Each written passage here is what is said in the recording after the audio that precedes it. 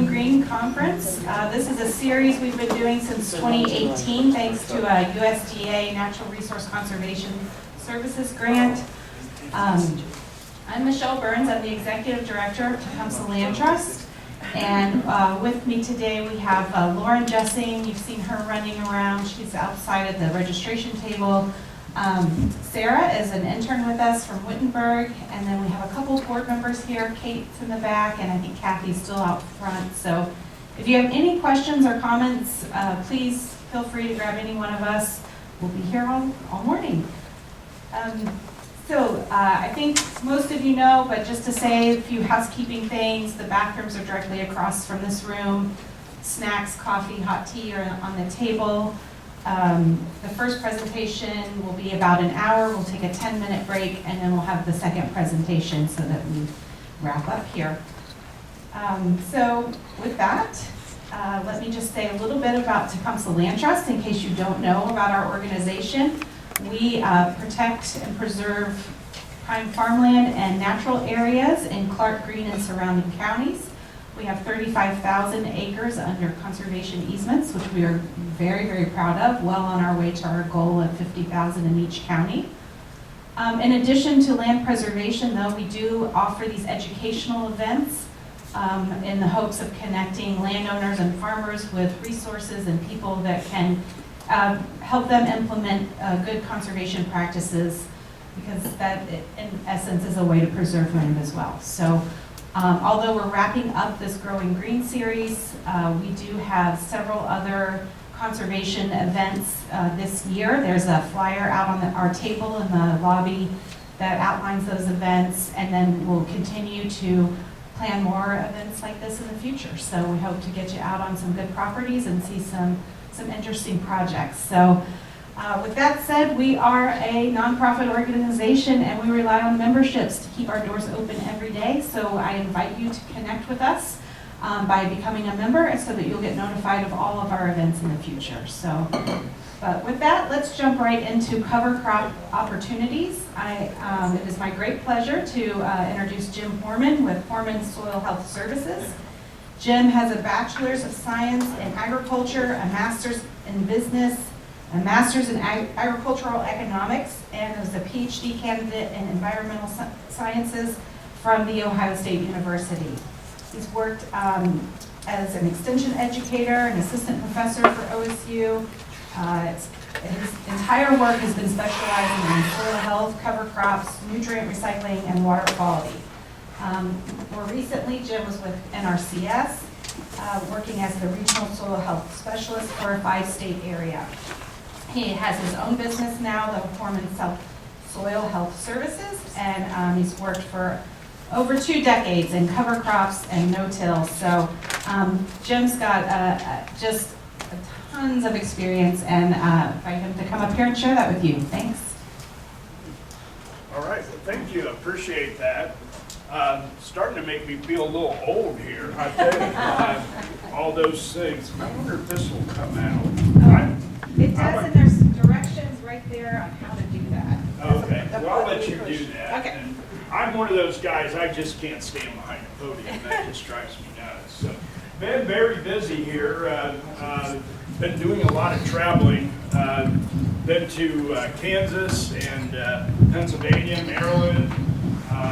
Monday I go to Battle Axe, Michigan, and then later this next week we'll be out in Champaign, Illinois. So a lot of interest now coming back on this soil health after we've had some COVID. It just seems like there's been a flurry of interest now in soil health that was maybe a little bit suppressed. So we're going to talk a little bit about the cover crops, and we might even hit on a couple other little topics here. Do we have a clicker?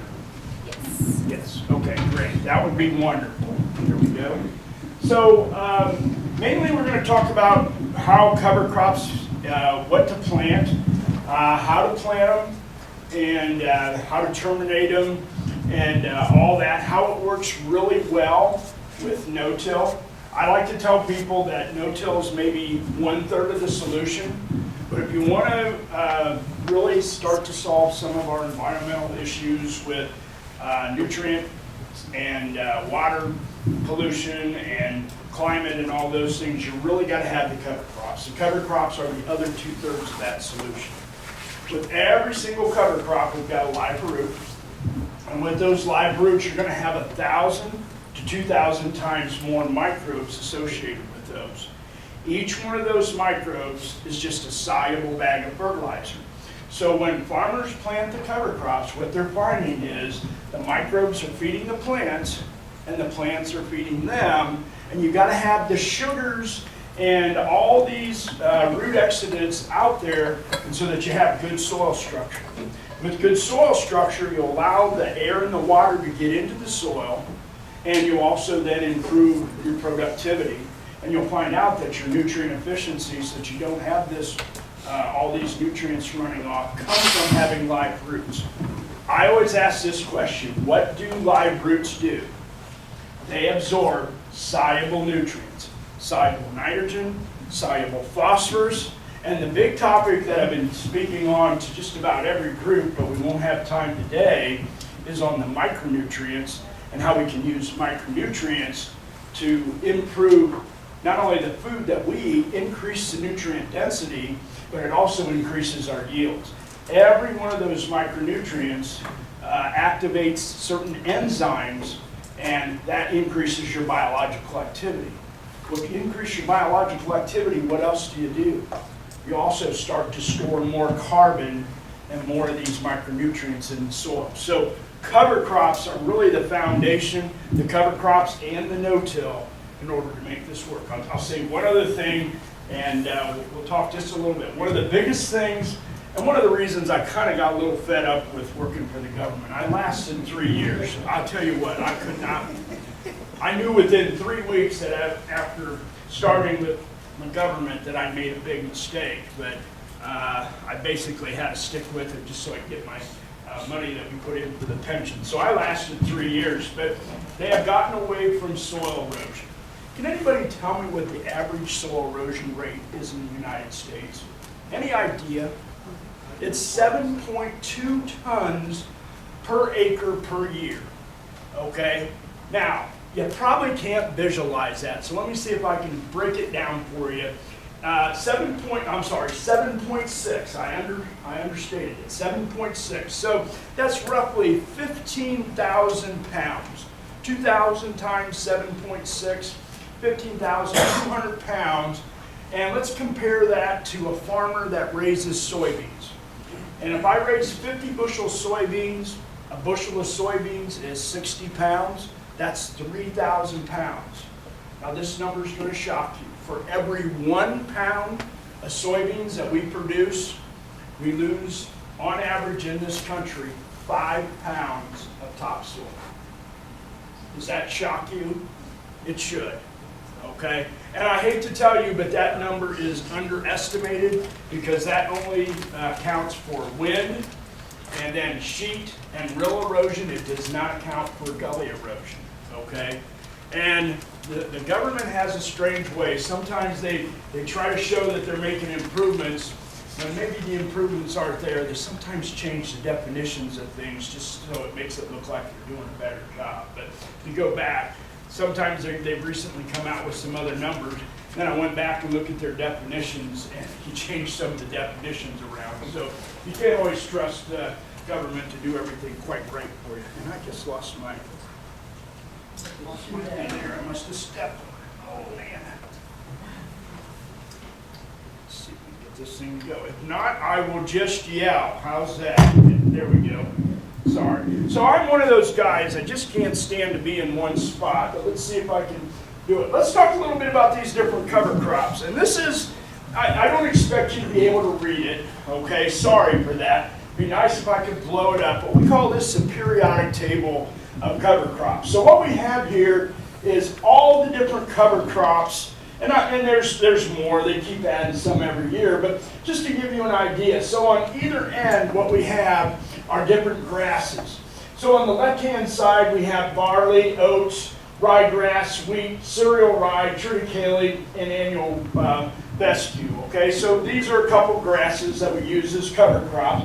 Most of these are what we would call winter annuals, so they'll survive the winter. Now, Oats will die out with, if it gets down to about 17, it's going to die out. On the other side, we have what we call the summer annuals. So those are the things that only grow in the summer, and as soon as it freezes, they're going to die out. So things like pearl millet, very, very pretty plant.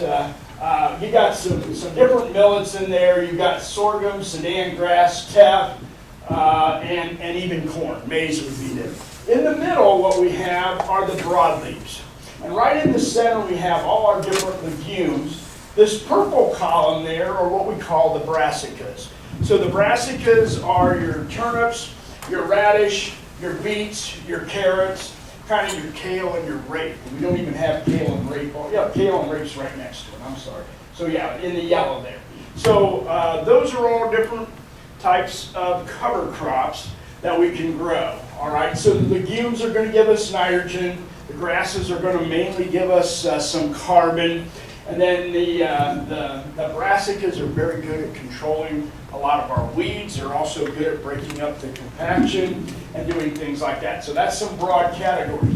The way you can use this chart, this was developed in North Dakota, is they got all these different symbols on there. So some of them take a little more water, some take a little less, some of them are annuals, some of them are biennials, some are perennials.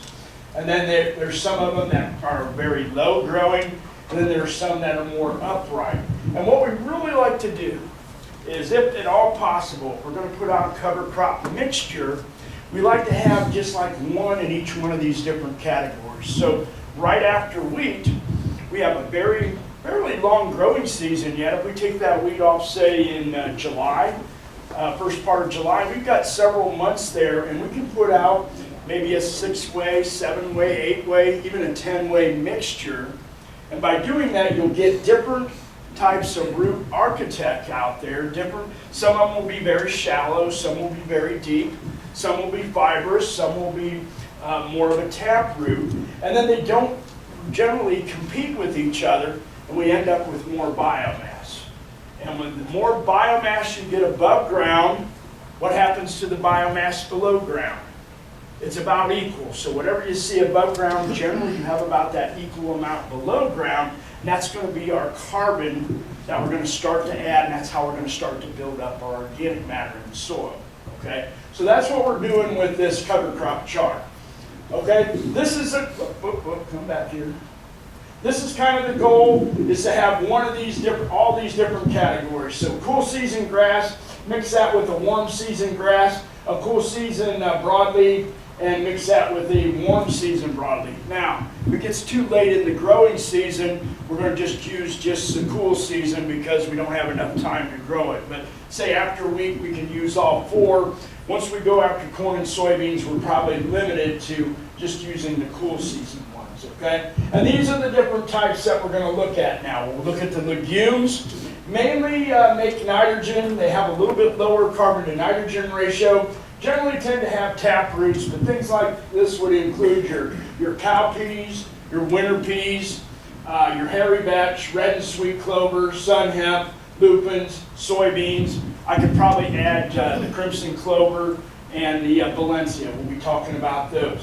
When we get into the grasses, they are going to accumulate more, have a lot more finer roots. So they really help break up your soil and allow that soil to have better structure. Have usually a little bit higher C to N ratio, that carbon to nitrogen ratio. Just depends on when they're terminated. But we're looking at oats, wheat, cereal rye, annual ryegrass, barley, sorghum, Sudan, and the millets. And then the brassicas, they're really good for that surface compaction and weed control. Most of the time we're going to be using these daikon radish. There's a white radish, turnips, kale, and rape. Those are kind of the big ones. And then we have a couple other ones that don't fit these categories, things like buckwheat and sunflower. Okay, so we'll try about all of them. Let's start with the radishes. One of the things we know about the radishes is they grow very quickly, put on a big leaf, but they're very high in moisture. They're going to freeze out and die at about 15 degrees. Now, has anybody here ever been around a radish when I like to say it kind of turns to elephant snot? You ever see it when they freeze? They just really get gooey. Boy, do they stink. And the reason they stink is because they're high in sulfur. And usually about January, right after Christmas, we'll get some warm days where it'll get up into the 50 degrees, and for about 4 or 5 days, those radish just stink to high heaven. Okay, so you got to be careful where you put them. The reason farmers like them is they got a deep tap root. They really break up the soil and they allow the water to go down. Now, one of the things you got to be careful with on radishes, a couple years ago, I was working in Putnam County. I was the extension educator there, and I got a phone call, and they said, hey, Bowling Green just registered one of the highest phosphorus runoffs that they've ever had. It was in January. It was at one of these freeze-thaw cycles, and it had gotten warm. They said, Jim, can you explain what's going on? Well, I went out and looked at that watershed. It was up near Tippin, and the whole township had put out radish at 8 to 10 pounds per acre. You never need more than 2 pounds, okay? We have a new rule for that. Well, those radishes got real big, turned to basically elephant snot. When the snow had melted and the rains came down, that hole was real close to where the tile was, washed all the nutrients right down into the tile, had one of the largest runoffs of soluble reactive phosphorus we've ever seen. Does that mean that the radish are bad? No, just got to understand, Mother Nature likes diversity. So add in some grasses and reduce the rate on your radishes, get it down to no more than 2. I was kind of responsible, working as a soil health specialist, talked to NRCS to eliminate it to 2 pounds per acre. When those radishes die, the grasses will take over. They'll get right into where those radishes are, suck up those nutrients, keep those nutrients recycling, and then you won't get the phosphorus in those big holes, okay? So you just got to understand, Mother Nature doesn't like monocultures, one single plant. She likes to have a diversity, okay? They do release this natural fumigant.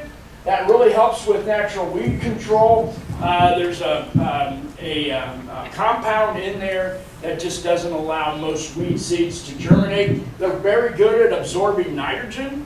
However, when they die, they're going to release that nitrogen. So that's when you want to have another grass out there or something else that will soak it up, okay? They do smell bad. I like to say they smell like a really bad dirty diaper. We've had some fire departments actually call up and ask if we can put out. I said, well, here's the thing. They said people will come home. A lot of times they come home late at night, maybe after they've been partying, and they think they have a gas leak, okay? It's actually just the radishes. I said, well, what if they do have a gas leak? I said, I'm not going to put anything out, but we just need to make people aware that some of these things do have kind of a bad smell to them. And a lot of people were calling the fire department all the time saying they thought they had a gas leak when it was just radishes, okay? So this is what they look like. This thing is really sensitive. There. This is what they look like. So that's a really big radish. Now, as big as that radish is, actually that's only about 50% of it. Below ground, it has all these tiny little root hairs that are going out, and they're really good at compaction, okay? They will take out, as they go down, they push out and they physically lift the soil up, and they're adding a lot of carbon back into that soil, okay? So that's kind of what they look like in the fall. What are some of the advantages? Again, deep penetrating root, reduce the compaction. The earthworms just love them. They really do bring up a lot of nutrients, but those nutrients will become available once they die, so you got to have something else to keep them recycling. You can even graze them, okay? Disadvantages, you don't want to sow them too early. They can go to seed, and sometimes some of them will actually have hard seed and may survive and come up in the spring. They're pretty easy to kill. If you sow them too late, you won't get a whole lot of good out of them. They need at least 6 to 7.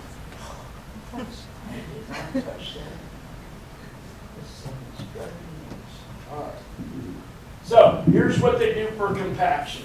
They reduce your compaction by greater than 40%.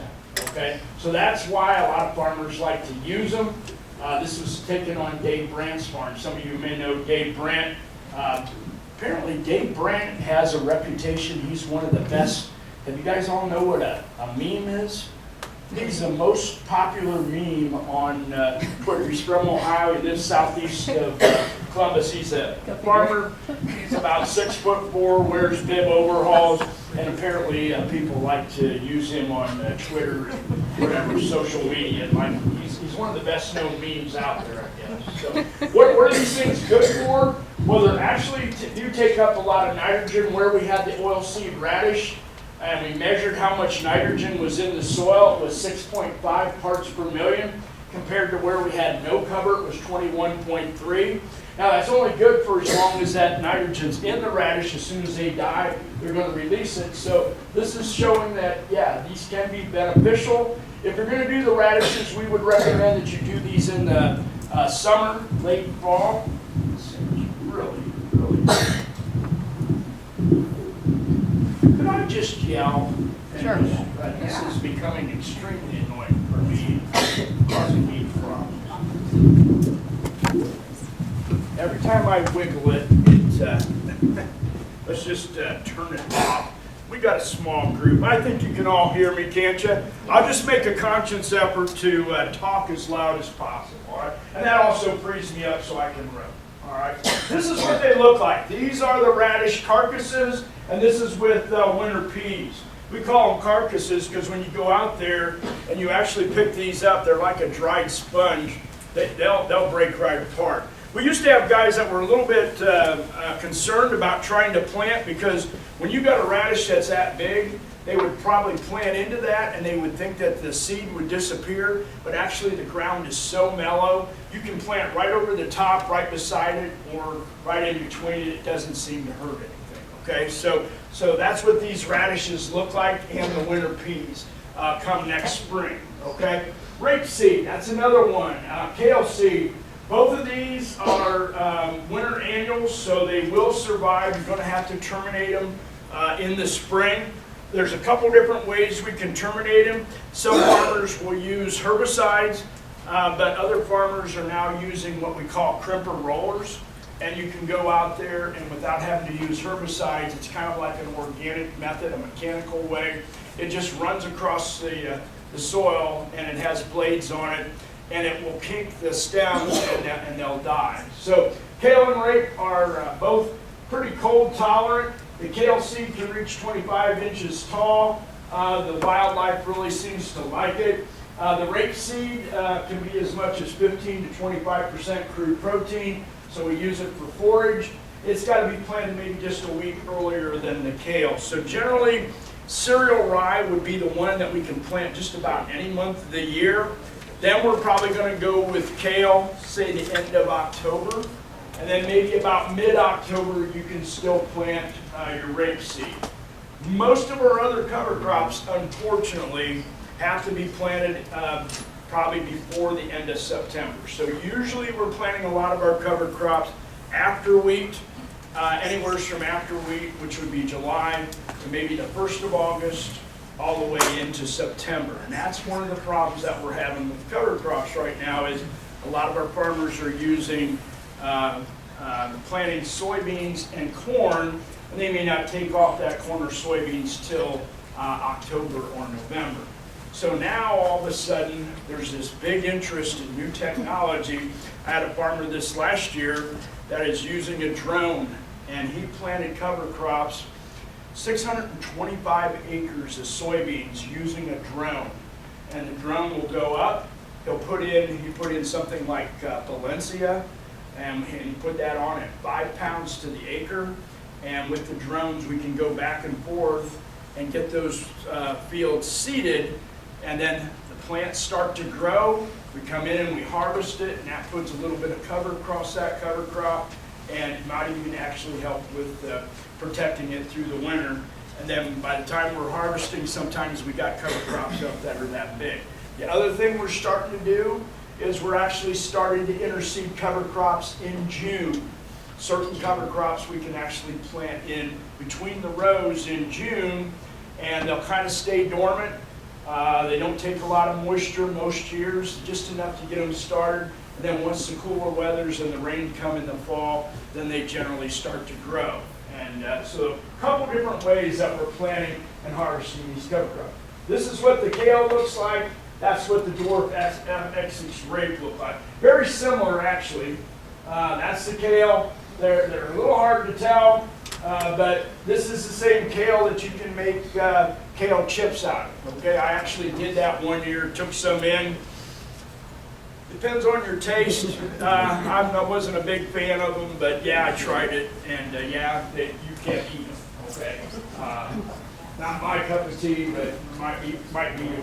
Okay, grasses. What do? Provide carbon. The big thing that the grasses help us with when we're in a corn-soybean rotation, we know that the soybeans provide nitrogen to your corn. All right. What we didn't know was what benefit was that corn to that soybean, and we're finding out that with those fibrous roots, the corn is helping us with phosphorus uptake. So that's why we like to have this diversity out there. We like to have a few legumes and clovers to give us nitrogen. Then we want to have some grasses in there to help recycle the phosphorus, and then we'll have some of the other cover crops in there that also help with the micronutrients. Okay, grasses very good at helping with the horizontal. So usually we get the vertical compaction, but with these fibrous roots going out, they also loosen the soil up so that when the water comes in, it not only goes straight down, but it also starts to spread out in the water. And what we typically see is where you have a no-till and a cover crop field, when it rains, the water won't pond. I don't know if you guys have noticed here, but in the last couple weeks, we've gotten 1 inch, 1 1/4, maybe 1.5 inch rains. Have you looked around? There's ponds everywhere. These fields are just absolutely flooded. Now, it goes away, but what happens? When that water runs off, it runs off the surface and it takes all the nutrients on the surface and it gets it in the ditch. Or if it's been conventionally tilled, the water may go over until it comes to a crack and it'll go straight down and go out of tile lines. When you see a no-till and a cover crop field, what's the difference? The water goes in and it spreads out and it'll soak in very quickly, but it'll take longer for it to get to our tile lines. When it finally does get to the tile lines, the water coming out is generally a lot clearer. Okay, that means if it's clear, generally if we test it, it's going to be less nitrogen, less phosphorus. We're using Mother Nature to kind of act as a filter. Roots do what? What do live roots do? They absorb soluble nutrients, soluble nitrogen, soluble phosphorus, and we end up with a lot better water quality. The other thing it does is it decreases the flashiness. So when it rains, you will see our ditches go up, and they'll go down very quickly, and they'll be really brown and dirty. When we have cover crops and no-till, the water will soak in, we'll store it in the soil longer, the roots will absorb the nutrients, the water comes out clear, and then it's a slow release. We don't get that flashiness, okay? And the water's a lot clearer. So this is how we help with water quality. And it's also, we're promoting good soil structure, and we're putting carbon into the soil, okay? Oats is one of our favorites. We really love oats. The benefits of the oats is, have you heard the term nurse crop? How many people have heard the term that oats are a nurse crop? The reason they're a nurse crop is they're highly mycorrhizal. So mycorrhizae are these beneficial fungus that get in the soil, and what they do is they infect a root, and they actually bring back micronutrients and phosphorus to that plant, and in exchange the plant will feed it some carbon, feed it some sugar, okay? And that these beneficial fungus are everywhere in the soil. They can reach out about 6 to 18 inches away from a root hair, okay? And so they can really explore a lot of the soil, and they improve the efficiency of that plant for getting nutrients. And so oats are very good because it really, there's about 200 species of these mycorrhizal fungi, and it really generates, it will be a host to a lot of them. So we really like to see oats put out in front of another crop. It just helps get that mycorrhizal network established so that when you put out your rest of your grain crop, they can take right off.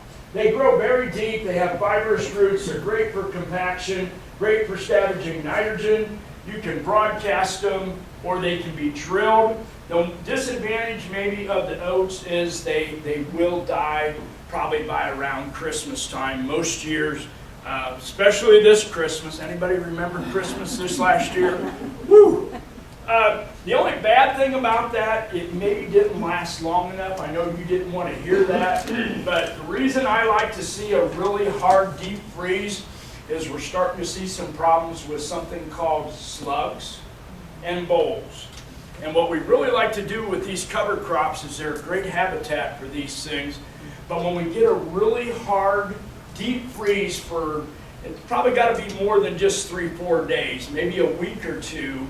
Usually in January, what happens is the water table comes up, and if the frost line goes and meets that water table, you'll kill a lot of slugs that are in the soil.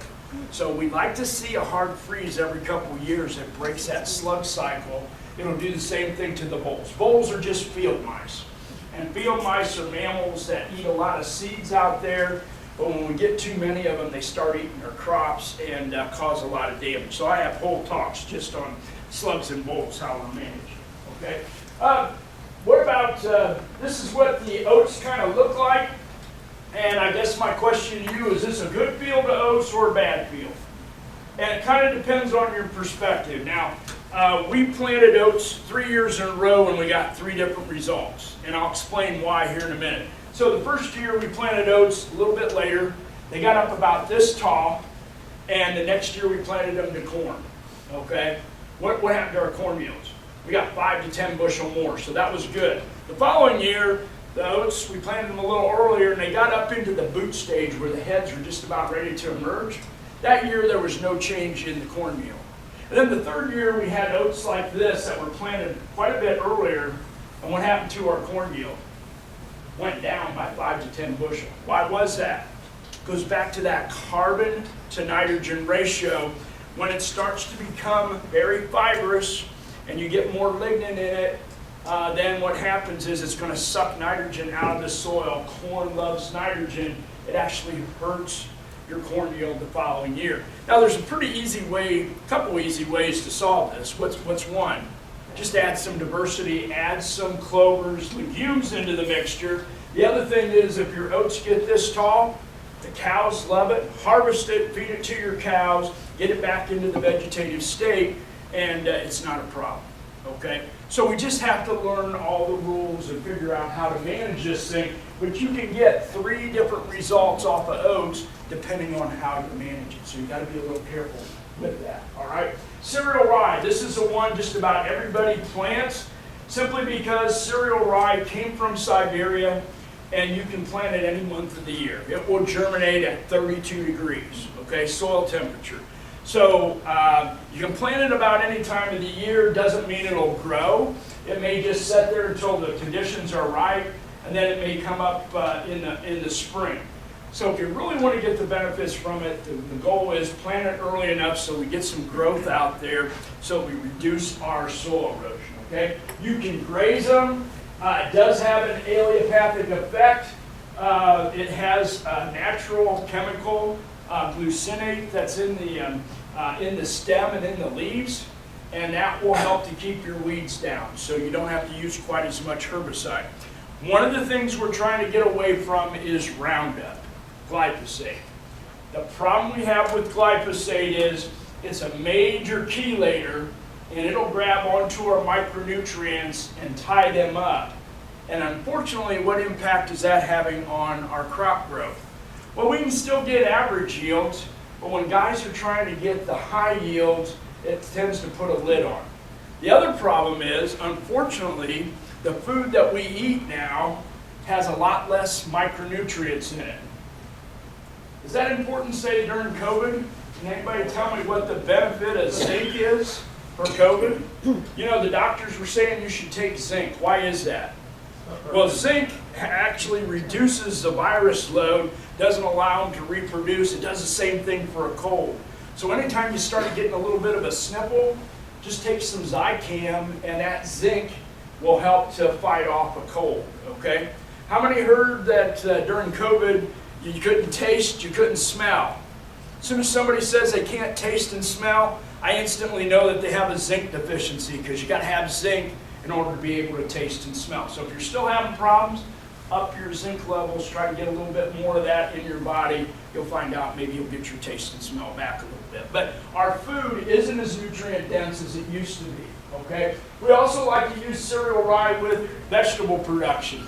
And what we'll do is we'll use a crimper roller, we'll roll it down, and we can plant pumpkins into it, or tomatoes, or things like that. So it really makes a nice little barrier for the weeds, and it's probably one of our most versatile. We can also use it for forage. Sometimes some of our dairy farmers are now putting out cereal rye, and then they'll go to corn silage. And they can actually harvest 4 to 6 wet tons of forage in the fall, or in the spring, if they planted it in the fall, and then they can plant their corn. And then they've also got a place where we can get our manure applied so that it helps. So cereal rye is one of those crops that is very versatile, and we have a lot of good uses for it, okay? But there's a couple other ones. Annual ryegrass. Now the problem with annual ryegrass is I did a lot of research on this earlier, maybe 15 years ago, and we were really promoting annual ryegrass at that time, not realizing that when it comes to annual ryegrass, it's a little bit like a thistle. It's a little hard to kill. The thing about annual ryegrass is it doesn't go dormant, and it just continues to grow all winter long. The top looks dead, but the roots are growing like crazy. When it comes to spring, you've got a very short period of time. When it's about that tall, you can kill it, or you got to wait until it gets about this tall and it starts to head out. Otherwise, it's not taking in the herbicide. You can't crimp or roll it because it's too flexible, so it won't crimp or roll.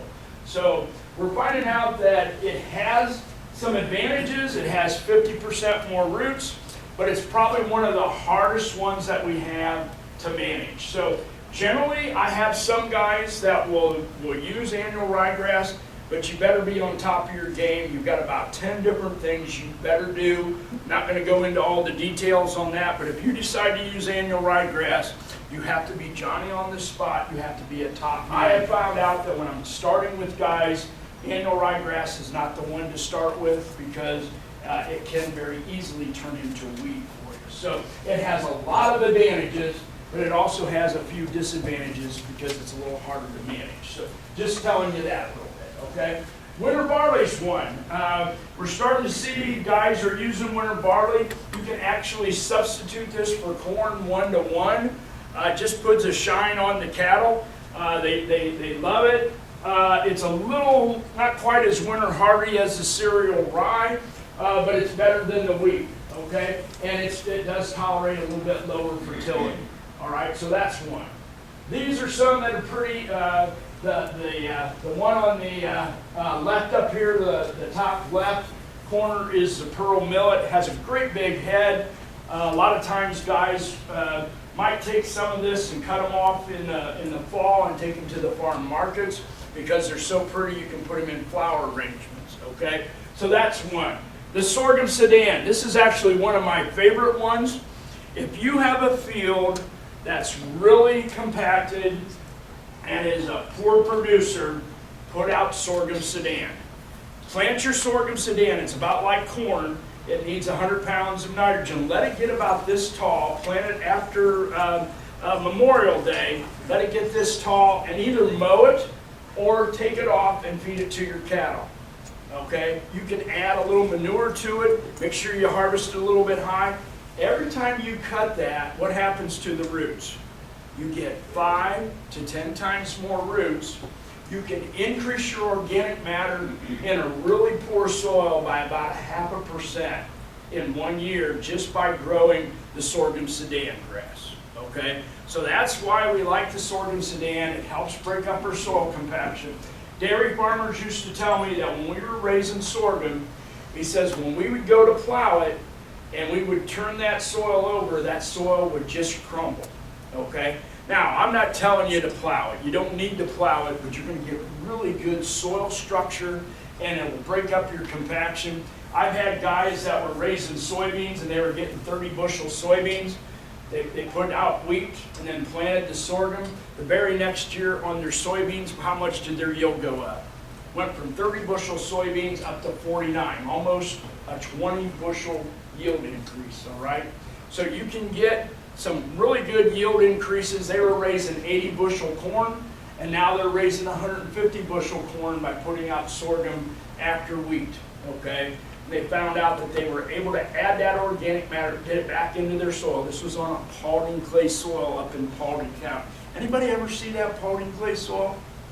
Boy, it's kind of a grayish color. It's a really high in clay content. It just looks like clay when you take it out there. It just all comes out in one big chunk. I was one time at a meeting and I plopped down 2 different soils there. One was black and just gorgeous. The other one was this gray, looked like a chunk of concrete. And there was a guy sitting in the front. He says, "You didn't get that soil from this county." He was talking to the black one. I said, "Yes, I did." I said, "I got this one right here, came off of the end row." I said, "This is Paulding clay." He said, "Well, what kind of soil is that one?" I said, "Paulding clay. Got it 30 feet from this one. It was in the fence row." Paulding clay is a beautiful soil if you don't beat it to death. Okay, what did we do over the last 100 years, 150 years? We took all the organic matter out of that soil, and that's how we ruined it. Okay, so if we put that organic matter back, it can actually be quite productive. All right, let's talk a little bit about the legumes. Legumes and clover, we already talked about that. Biggest thing you got to worry about the legumes is when you go soybeans back to soybeans, they do tend to acidify your soil, so it's always good to put with these legumes, put a little bit of grass in there, and that kind of balances it out, all right? So here's one that I really love is this Valencia. This is a real big leaf on there. Notice it's got a pretty high biomass. We can get as much as 200 pounds of nitrogen per acre out of that. Really high crude protein. Some of the guys will feed this as forage to their cows in the Northeast. It tolerates our wet soils, and it also tolerates low temperatures, okay? Very low seeding rate. You only need about 5 pounds to the acre, so it's very, very cheap, okay? Another one is this crimson clover, one of the most beautiful ones. A lot of people like to see the crimson clover. About the first week, second week in May, you'll just see this red across this field. And once you see that red and the blossoms coming out, that's about the time that you want to terminate it because that's when it has its maximum nitrogen. You can plant green right into it. The guys will take a no-till drill, plant their corn into it, and then you can actually use a crimper roller or you can terminate that with herbicides, okay? But again, the earthworms love it. We don't get quite as much nitrogen out of the crimson clover. Maybe can produce up to 140 pounds, but generally somewhere between 90 to 140. It's a little harder to kill, and it's not quite as winter hardy. So now we're starting to use a little bit more of the Valencia out there. There's another pretty one. This one really looks beautiful. These purple flowers, the hairy vetch. The reason most farmers don't like hairy vetch is it has hard seed.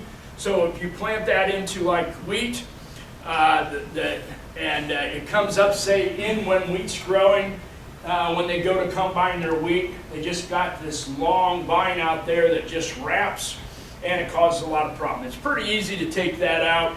You can actually just use a little 2,4-D, and that'll take it out in the spring. But this is a good one where the soils are well drained on a slight hill.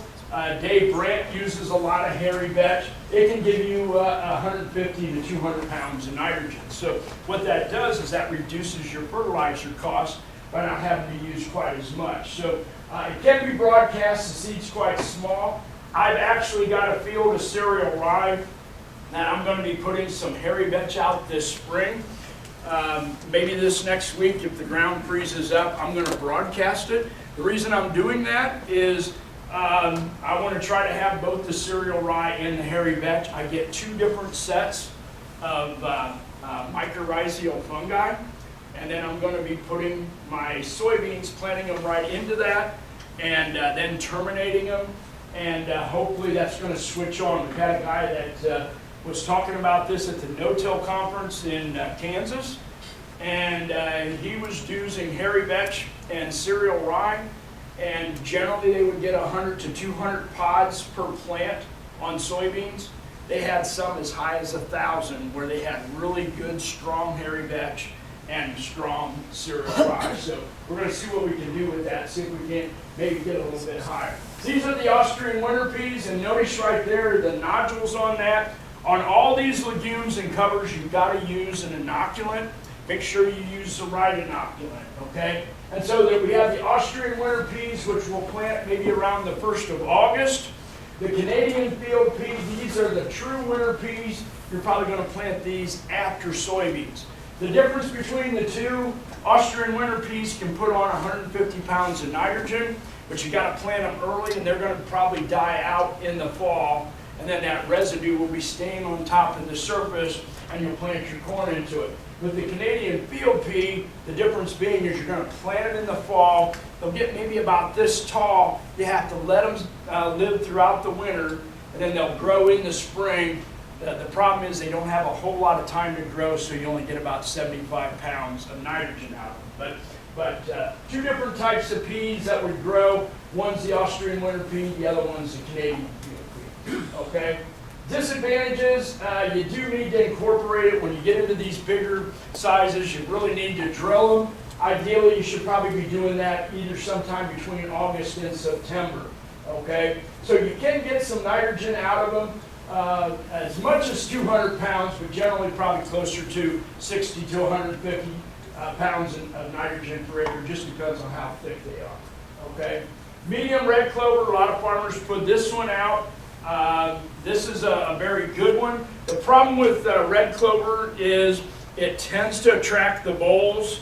It's also the nitrogen is not quite as available to your corn the next year. And it's a little harder to kill, so you can't crimp or roll the red clover or the alfalfa. So you do have to almost terminate that, or if you're organic, most guys would probably plow that under and use that as a green manure. But we're trying to get away from doing all that plowing because of the soil erosion. We have a farmer now, Rick Clark. He now farms 7,000 acres. He's using no-till, cover crops, and he's going 100% organic. I see the no-till with the cover crops and the organic people. We're not on parallel lines. We're starting to get to where those two are kind of merging together, and I think that's going to be a good thing. The biggest problem I have with organic fields is they use way too much tillage, and that hurts your beneficial microbes. It also causes soil erosion, okay? And some people will argue with you because they want to keep that big premium, but I think eventually we're going to come to where those two are going to merge together. We're finding more and more farmers are finding a way to marry those two together, okay? And that's what we're looking at. This is a typical crop rotation. You might go wheat, and then where I got cowpeas, you could put a multi-species cover crop in there. Go to corn the following year. After corn, you're probably going to plant rye because usually the corn comes off too late. Now you might be able to, if you used your drone, you might be able to either interseed something in June, or you could use a drone, say in September, and maybe put a multi-species mix in, then go to soybeans. After soybeans, you got an option. You either go back to corn or you can go to wheat. Okay, so this is typically where we're finding ways to get the cover crops in here. Here's the cowpeas. The same goes for winter peas. Just shows you that most of that nitrogen, research that was done at Ohio State, most of the nitrogen is actually moved from the roots when that plant starts to bloom into the stem and into the leaves, and it's on the surface. Every time it rains, what happens? That corn gets a slow release nitrogen as those leaves and stems start to decay. Okay, so we're finding out that this really helps to work with our corn and our soybeans. Okay, this is an example at Ohio State. This is corn in the background. Believe it or not, that corn has no nitrogen on. All the nitrogen came from the previous year. They had cowpeas planted in here into the wheat plots, and those cowpeas generated 150 pounds of nitrogen. And they didn't find any yield difference between where they used corn with no nitrogen compared to corn that had 150 pounds. Maybe one bushel difference, which was considered insignificant, okay? One of the things I've already talked to you about is you have to be very careful. Most of our cover crop seed now comes pre-treated. and it'll be pre-inoculated. The problem is, if you look at how long that inoculant lasts, sometimes it's only 12 to 48 hours. So it really helps if you're going to put out cover crops, get the right inoculant, put it on at the time of planting. Okay. The problem we have is sometimes we'll buy this pre-inoculated seed and it'll set in a warehouse. And once the temperature gets above 50 degrees, those mycorrhizae, the rhizobia bacteria will start to die. They also die when they're exposed to sunlight. So you want to be real careful. If you have a cover crop that you're planting, inoculate it right before you plant it. Look for the nodules. When you pull up the nodules, if the plant and you don't see a lot of nodules on there, the nodules will be kind of pink on the inside. If you don't see a lot of nodules on there, chances are 90% of the time it's due to the fact you don't have enough inoculant out there. Okay? So if we're going to plant these more expensive cover crops like the legumes and clovers, we need to inoculate. All right? So that's the key thing there. Oh, yeah. The other thing that I want to tell you is there are different strains, so you can't use a soybean inoculant. You've got to get specific inoculant. This is a couple of my last slides here, and we'll finish it up. When you're planting cover crops, we like to have this mixture. Ideally in the soil, we like it to be about 24 to 1. If it's less than 24 to 1, that's going to be good for corn because it will release the nitrogen, okay? So corn kind of likes these lush things like the hay and the clovers. They like the things that are more like the rabbit, that very fast and decompose. If you're going to plant soybeans, something like a rye that has a little bit higher lignin content, that's going to be a little bit better. Okay? Now I think we'll maybe finish up here. Any questions while we go through here? I think I only have, here's just a sample of a three-way mixture, kind of radish, oats, and crimson clover. If you have any questions, go ahead and ask them. The reason I like this one is two of them die, the radish and the oats, but we have one brassica, one grass, and then one that's a legume. The only one you have to manage in the spring is the crimson clover. If I substitute out the oats and put in cereal rye, now I have a little bit of a problem because the ideal time to kill the cereal rye is going to conflict with the time that it takes to kill that clover.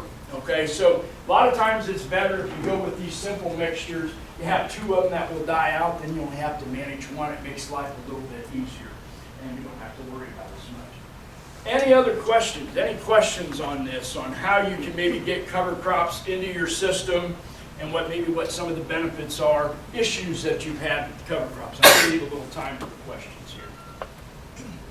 Anything? One thing that we're trying to do is there are 4 principles that we're trying to follow in the soil health. Number 1 is minimize your disturbance. The reason we do that is so that we don't have the soil erosion. Second thing is we want to try to maximize surface cover, whether that be live roots or live leaves, or whether that be residue on the surface. Because when that rain comes down, sometimes it'll come down at 30 miles per hour. And when a droplet of water hits the soil, what happens to it? It can go up a foot and it can move out 3 feet. That dislodges the soil, and if you're on any kind of slope, it moves all the soil down, okay? And that's when we start to see the soil erosion. The third principle that we're trying to promote is have a live root out there as much as possible. Why is that so important? Again, live roots do what? Absorb the soluble nitrogen, soluble phosphorus. They improve our nutrient recycling, and they also improve the water quality. But also with that, we're building up the organic matter. It's helping us with climate change and keeping that carbon dioxide in there. The fourth principle, the last thing that we want to talk about, is add that biodiversity. And that can be done a couple different ways. You can do that with crop rotation, but also adding in different cover crops, different types of roots, summer annuals, winter annuals, the grasses, the legumes, the brassicas, and different types. Some of them that grow high, some of them that spread out. Just having different root architects, okay? That really helps keep that system really, really healthy. So if you apply those 4 principles, a lot of the problems that we have kind of in this world will go away. And this will be the last thing I tell you. I don't know if I told you this or not. I've talked to this a couple people. I don't think I told you this. If I did, just tell me. I sometimes forget who I talked to. Have you guys noticed, I don't think I told you this, that the rain, how it's changed a little bit? Did I talk about the bacteria in the atmosphere? Okay, so they just recently discovered, this is in like the last 6 months, they found out the drought of 1930 actually lasted 4 years longer than it needed to. Why was that? Well, if you remember back then, we were tilling up the prairie. And when you till up the prairie, there's all these live plants out there. Well, when we have evapotranspiration, they've now discovered that there's 67 different species of Pseudomonas bacteria that are in the atmosphere. What do? Well, they form ice crystals up there, and they allow it to rain. Okay? So if they would have had the live plants there with evapotranspiration, they would have got more of the moisture out of the atmosphere and it would have come down. Think about when you go to the tropics. Every day about 3:30, 4 o'clock, it starts to rain. They get a 1/4 inch, maybe a 1/2 inch rain for 10 or 15 minutes. It comes down, pretty hard. Well, what happens is in the morning, sun comes up, we get evapotranspiration, the bacteria on those leaves go up into the atmosphere, and about almost the same time every day, they start to form the ice crystals, and then they come down as rain. It can come down as rain, snow, sleet, hail, okay? Now, imagine what would happen if you didn't have the bacteria up there. All of a sudden, you get a bunch of moisture in the atmosphere, and when it comes down, does it come down in a 1/2 inch rain, a 1 inch rain? No, it comes down as a 3, 4, 5, 7, 11 inch rain, and that can have an effect on our weather. Okay? So we've disrupted these natural cycles of the water cycle. If we were to have cover crops across all the landscape, we probably would see a decrease in some of these really heavy rainfall events, okay? And they would even out a little bit. One of the things, I just came back from Kansas and all the farmers were talking about this. What was Kansas like this year? Extremely hot and dry. But a couple farmers were noticing that the east half of Kansas got more rain than the west half. And part of the reason was they noticed that it was raining right where the rivers were, where they had all the trees. So the trees were probably putting bacteria up into the atmosphere. And now, yeah, they were still hot and dry, but they were getting some rains where just a few miles away from them they were getting nothing. Okay, so all these things have kind of microclimate effects that we don't totally understand, that we can help maybe solve some of the problems and the issues that we have. Okay? Any questions out there? I know I've given you a lot of information in a very short period of time. How are we doing for time? We running out? Yeah. I figured that. I don't have a clock to time myself, but I figured we're getting real close. Yep. So, Can we get a copy of your? yes, I can make, well, I think, do you have that? She has that available. Yeah, we can get it. So yes, and I have probably close to 30 different presentations that I give, and a lot of it you can get off of my website. If you want to go to my website, Hoorman Soil Health, I have a lot of information on there that's free to download, and a lot of fact sheets and things like that. If anybody wants one of my cards, I do some soil consulting, I do soil testing, I do teaching, I'm doing some research, and of course I do sell the crimper rollers. I've been doing that. So if you need any help on any of those things, I'm more than happy to help. The question over here. Would that include sources for like orchards? Orchards. I've started to do a little bit with orchards, but not a lot. But I have a couple guys, they want me to come to Pennsylvania just to talk about the canopy around. Most orchards, everybody's killing everything, leaving it bare. We're finding out that if we plant something like buckwheat, buckwheat is a great crop, it's a great pollinator. It can help to get better fruit set on your trees. It also makes a little bit of the phosphorus available, but we can plant some different low-growing covers in there that are bee friendly and are very nice. I will tell you this, buckwheat is a very good crop. There is a market for buckwheat honey. It's a little bitter, But one thing you want to be careful about if you plant a solid field of buckwheat, do you want to be out there at 4 p.m.? Probably not, because at 4 p.m., about 9 o'clock in the morning, the flowers open up. At 4 p.m., the flowers shut, and it's full of bees, and the bees get a little ticked off at around 4 p.m. There's a good chance you'll get buzzed, okay? So you want to be a little careful, but you talked about diversity. Sunflowers and buckwheat are really good for adding diversity into your soil. Okay? Other questions, quick? What was your website? We'll go to the end here. You can download it, or you can get one of my cards. Here, we just about got to the end here. Right there. HoormanSoilHealth.com. I don't remember it off the top of my head either. And you can also get, you can email me at HoormanSoilHealthServices@gmail.com. So, all right. Well, thank you for having me. Appreciate coming up here. Had a nice little drive coming down here. The weather it's just been great here. We haven't had much of a winter, I don't think, this year. But, thank you very much. So we'll take about, at this point, it's about 8 to 10 minute break, and then we'll gather back here for the second half. So we'll try to stay right on time here and get you all out to this nice day. So, What is the second one? it's a presentation on climate smart agriculture. There's a grant opportunity for getting involved in some specific programs that will, again, improve conservation of farms.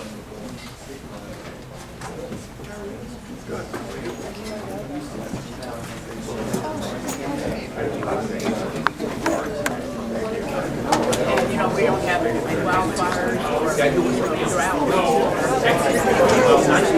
Thanks a lot. Let me talk to you again. Oh, that's the guy. Yeah, she'll edit it. Plenty of rain. Winters aren't so bad. So we'll go ahead and jump into our second half of the program here.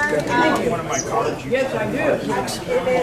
Found some information. Really my pleasure to introduce Joe Campbell. I get my seasonal walnut creek. Are they Benefit Corporation. Okay. Joe and Leo are in the process of negotiating a USDA Natural Resource Conservation Services grant. That's called a Regional Conservation Partnership Program, the same program that funds this conference. And TLT is a partner on that grant. We're looking really forward over the next 5 years to work with Joe and Leo. Leo is an agronomist and scientist who's interested in understanding how soils function in various ecological conditions to support management solutions and promote sustainable development goals.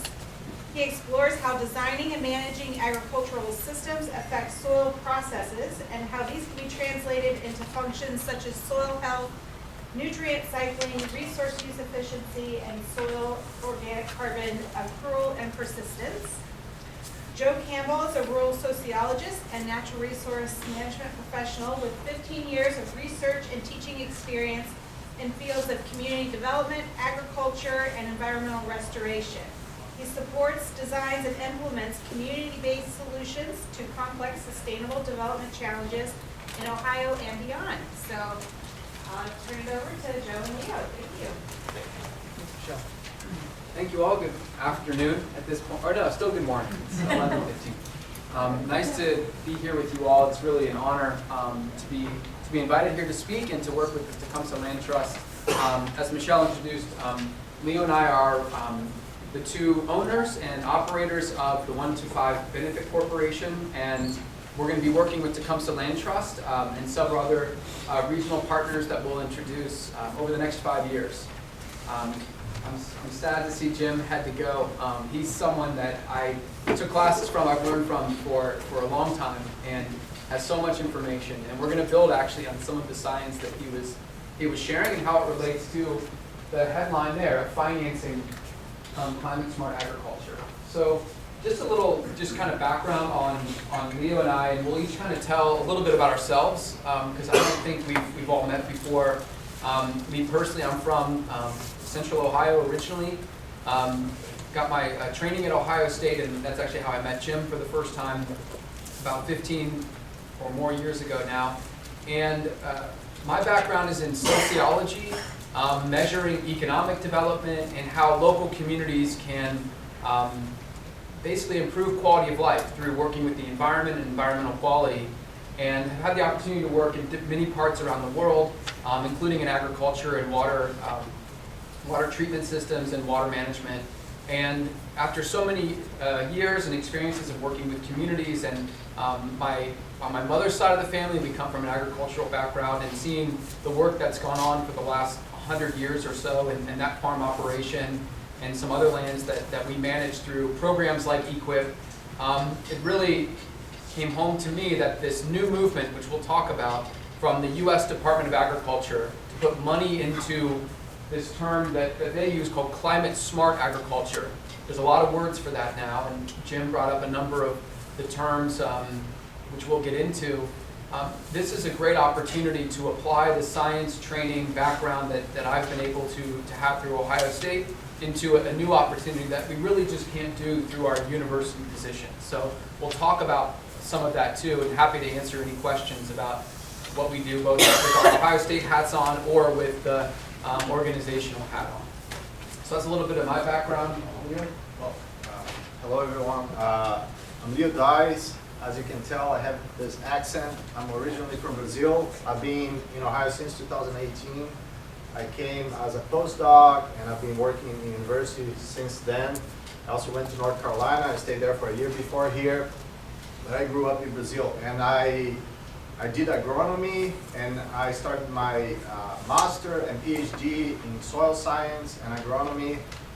And I've been working with soils now in Ohio since 2018, and under various farming systems, and have been like emerging very deeply into the soils of Ohio. Now I consider myself knowing a little bit more about Ohio soils than my own state in South Brazil, and it's a great pleasure to be here. So I thank Michelle and Tecumseh for the opportunity today.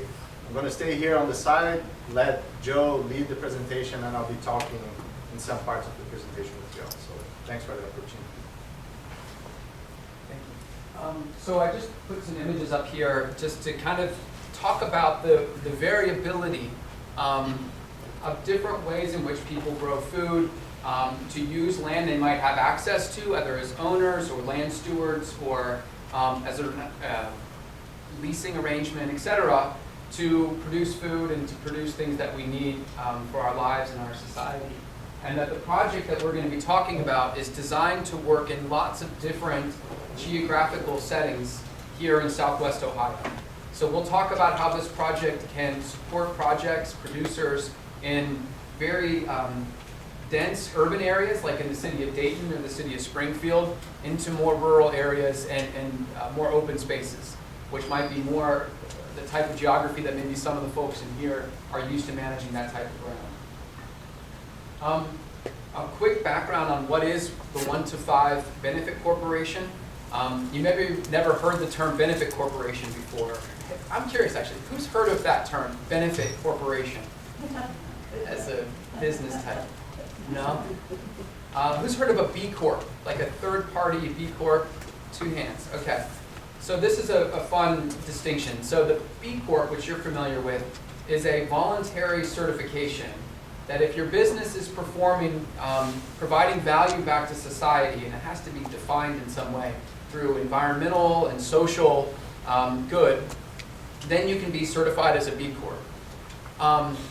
Lawyers and other folks out there who have different ways of looking at the world, they came up with a new type of an entity called a benefit corporation, which is new to Ohio about 2 years ago. And it might be of interest to some folks in the room. I think the first state, it might have been in Vermont or Oregon or California, and certainly in the state of Delaware, where a lot of corporations are based out of. It's an entity that's designed to become a B Corp, to get certified as a B Corp, but it's an actual legal vehicle now. So in Ohio, it's been 2 years now. The General Assembly passed it in 2021, that you can be a business that's registered as a benefit corporation, which you have to do through that is to specify what type of social good you produce as a company while also remaining profitable. We'll So we're one of those. We might be one of the earliest in the state of Ohio. And here's what we're trying to achieve through the organization. And we work on projects that help us achieve this mission and some specific points that we'll get into about soil organic carbon here in a minute. So that's a little bit of background about who we are. We don't even have a website, but we do have contact information, and we're here. We live not far away in central Ohio, so we're going to be spending a lot of time in southwest Ohio for the next 5 years, and hopefully from going forward. My dad's originally from Dayton, and we come through here at Fairmont.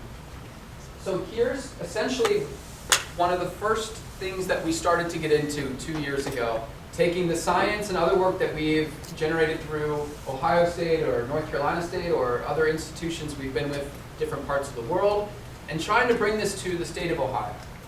And I think everybody in the room is in some way tied to agriculture in one way or another, whether that's owning ag land or a producer, land manager, or somewhere in the supply chain and in business.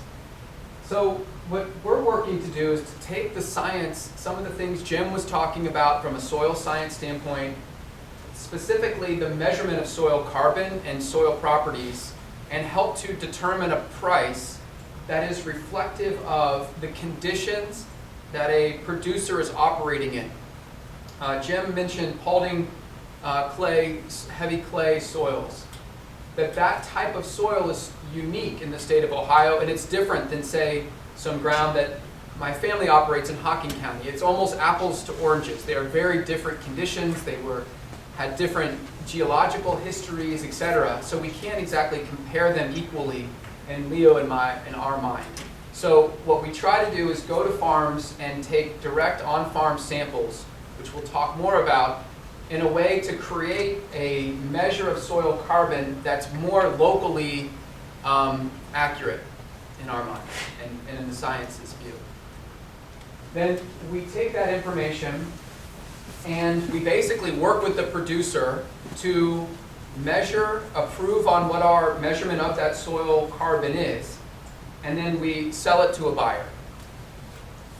And you're probably familiar with these emerging climate carbon credits. I won't ask for a show of hands, but I imagine there's some folks in the room who maybe have been approached by companies. Indigo Ag and Bayer has their own program. There's a number of entities out there that are looking to buy or lease your carbon that you're sequestering in your ground, and then sell that as a carbon credit. And the carbon credits are then used by large companies, especially operating in the state of California, other US states, and in Western Europe, who are looking to offset their emissions. So we're not exactly talking about that piece today, because that's not exactly where Leo and I are working. We're not selling carbon credits. That's not what this project is about. Because we're working with the US Department of Agriculture in this 5-year project, where we know that the US Department of Agriculture is interested in learning more about soil health, about what types of practices on the ground lead to more permanent storage of soil organic carbon. And they are essentially, for the project we're about to describe, the buyers, the customers of the carbon itself. So we'll get into the specifics of the funding here that's associated with the federal government over the next 5 years. But this project does not prohibit participation in the carbon markets themselves, the private markets that are out there. It's a public set of monies that we're talking about here. So if you have heard about carbon credits, if you've gotten the letter in the mail or had the knock on the door, that is a separate world in and of itself. We're talking about USDA money that goes to pay towards soil organic carbon and some of the EQIP type projects that Tecumseh has already been helping to steward. So actually, before we get into the method by how we do soil testing, any questions so far on what this stuff means? It's a lot of jargon.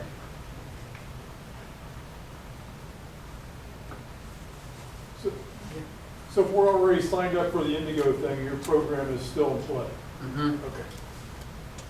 Most likely, well, we can talk into some specifics, but it's likely that it is still in play. But it's fine. I mentioned earlier, and this is, we'll get into some slides here that Leo is going to describe, which is about why we really focus on on-farm measurement. With Indigo, you're probably familiar with how their sampling strategy works, and there are some methods that are used for those verifiers, which we're also trained in, and we know how to do those things, but it's very reliant on sort of mathematics and projections based in other bodies of research that project or speculate, as we all have to do in some ways, on how much carbon is in the field. We are going to talk about a method that is much more on-farm and much more grounded in comparing to the local conditions that are surrounding where that sample is taken. Leah, do you want to explain this one? Well, as Joe was saying, we are considering each field with its boundaries, and we are going to sample soils in those fields to determine how much carbon is in the soil. And when we talk about carbon, we're also talking about soil organic matter. Some might be more familiar with soil organic matter. And why carbon is related to soil organic matter is that most of the soil organic matter is actually carbon. Around 58% of the soil organic matter is essentially carbon. So they're very associated in between each other. But our idea is to go to each field, determine the boundaries, sample the soil to determine how much carbon is in those soils. And as Joe was saying, some of the methods that are out there, for example, other companies are using that are more reliant on modeling. There are good things about that, but there are also things that we feel like it's not being very fair with some farmers, and especially those farmers like Jim Hoorman was talking about that have been doing cover crops, pasture management, and other sustainable practices through a long time. When you go talk to those other companies, they say like, you already are doing this practice, so you're not eligible to sign up for this program. And we understand that that's valid, that's good, because some people have very degraded soils and they need to change their practices. But some farmers, they've been conducting very good practices for the soil for a long time. And we feel like there's a balance between what needs to be changed and what can be maintained. And our approach tries to value essentially both sides of the equation, to work with farmers that need to improve their soils, and also to work with farmers who have been doing a very great job in terms of carbon. And then you'll see this storage tanks that we used, and that's our analogy. We know that Ohio has many different types of soils, and depending on the region that you are, for example, you go to Northwest, you generally have more clay in those soils. You go to around Worcester, or around here, you have more silt loam soils, and the conditions are different. And we are translating these differences into sizes of tanks. So we know that some soils, they have greater capacity to store carbon, and some soils, they don't have as much capacity. And to be fair, we are aiming to compare farmers that are with similar types of soil. So farmers in the Northwest, where they have more clay, they will be compared among them. Farmers around the Miami Valley, they will be compared among them. And most importantly, the soil is going to determine the pool. What type of soil do you have in your farm?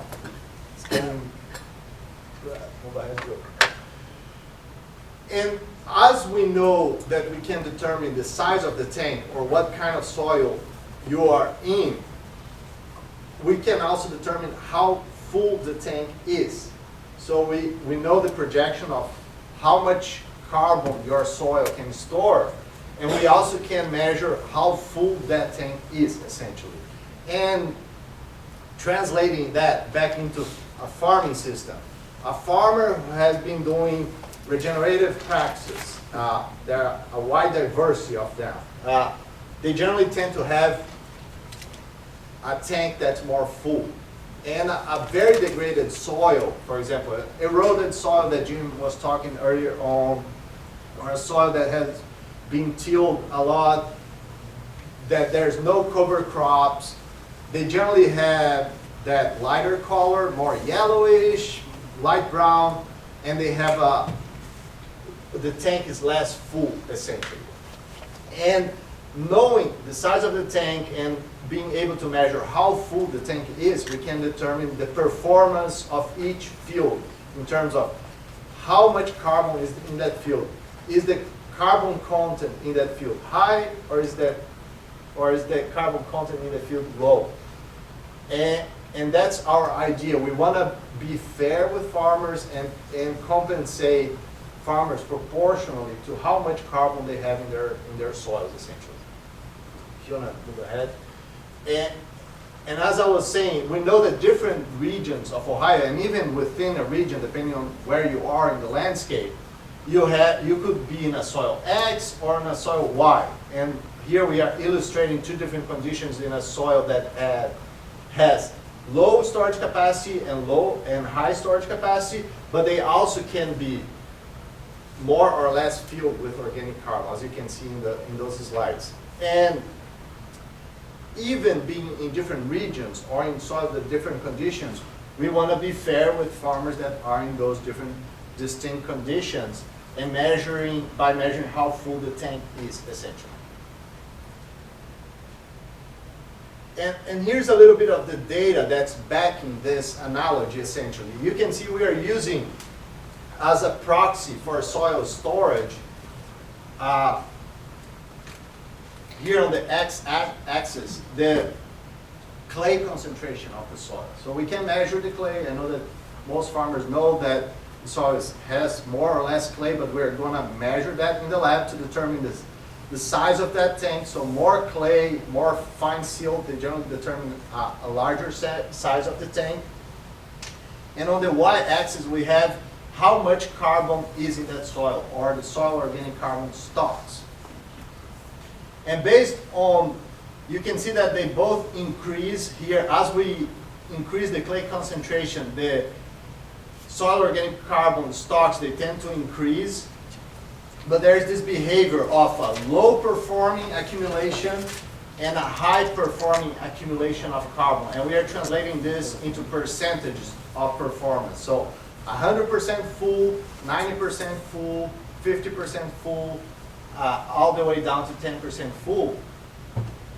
And just giving an example, if we go to a field and we see that the field has 25% clay, we are going to be measuring the performance in this section here and comparing fields that are similar in nature, essentially. And just to show what the impact of land use into this diagram here, we have these blue circles. They are native forest soils.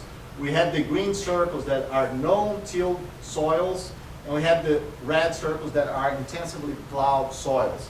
And you can see the distribution of native forest soils or forested soils. They generally have more carbon. No-tilled soils, they have an intermediate to high levels of carbon. And plowed fields, they generally have less carbon in their soils. But as Jim was talking earlier today, it's not as simple as I have no-till or it's a combination of factors, and it's how well do you do your no-till. Do you use cover crops? Do you do cover crop rotation? Do you use other strategies that match with the no-till benefits and help to increase the organic matter? So each farm is in a specific case. They have different crops, they have different systems, and the technology, the theory needs to be adapted to those specific cases, essentially. And we are using soil data that's from Ohio. This data has been collected in Ohio fields for several years, and we are using a comparison among essentially farmers that have been cultivating different types of crops all over Ohio for the past few years.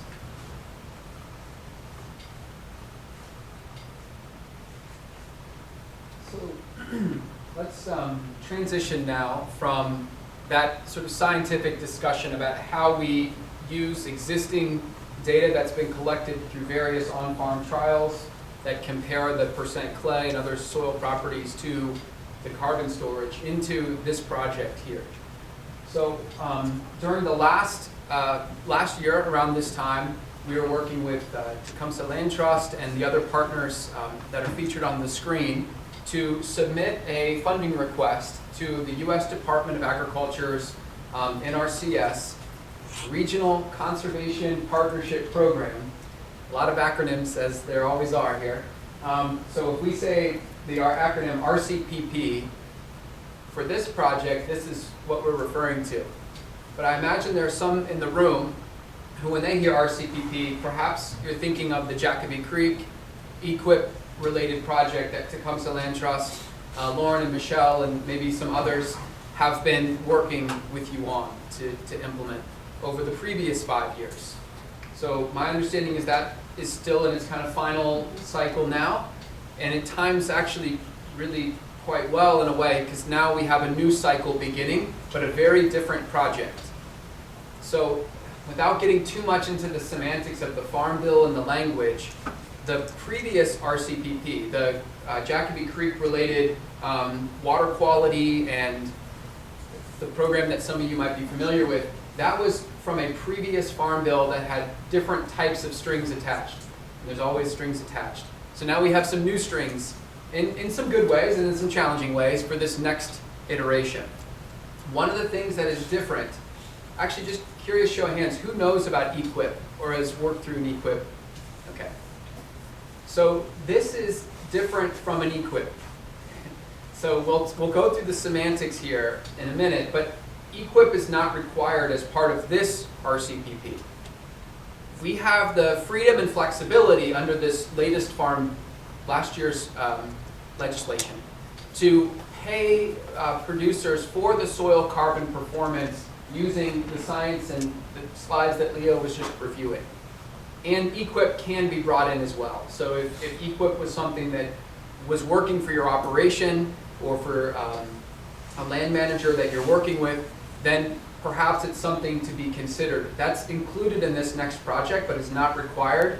And in fact, it's kind of a lower priority item to both us as partnership team and to the USDA. And here's the project site. So to qualify for the funding opportunity here requires several parameters or qualifications that we'll get into in a minute. But this is the geography that is supported through this RCPP, this next 5 years.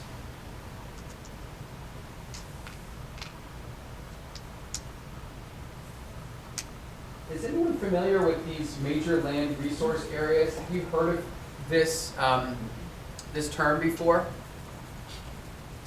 Anybody? Okay. In our worlds, we hear this a fair amount. So soil scientists from the U.S. Department of Agriculture over the last century have built up profiles of the soils of America. And they've created different classes, just like there's climate classes of, are you a 7, which means your temperatures are in this range. Similar to those classifications for the climate and weather are for soil type.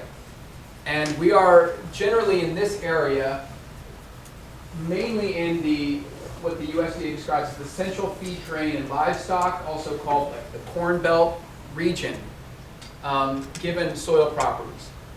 So this is work that we work closely affiliated with at Ohio State, where we're looking at how do those soil components, and there's other factors too, it's not just soils, but that's the main, what differentiates, say, the MLRA of southern Clinton County with the MLRA of northern Champaign County. It's different soil types with other differences too.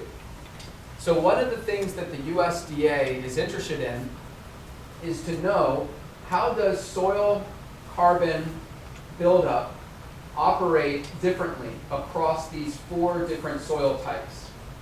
And one of the wonderful things about Southwest Ohio is you do have a lot of diversity, or you might use the term heterogeneity, in terms of the different types of soils that are here. So it gives the USDA, if we can gather the data on the soil and report it back, insight into soil organic carbon performance in a very diverse area. And then you add what is also a layer here, this grayish color. That's also a dynamic worth noting, because these are urbanized areas.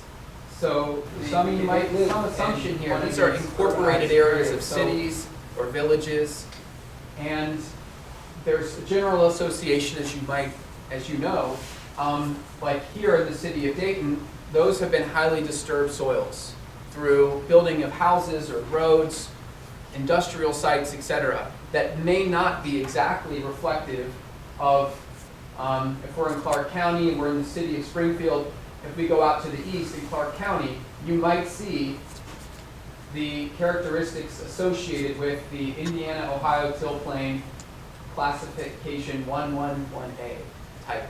But in the city of Springfield, it might be so disturbed that it's no longer reflective of those soil conditions. Does that kind of make sense where we're going? So they want us to basically work in this project to gather soil samples that reflect some of this diversity. So we can know, so the USDA can know, and others who are participating in this group, our partnership team, how does 114A in this region differ from this region, and how do urban soils perform in comparison to more rural, less maybe infrastructurally disturbed soils in non-metro areas.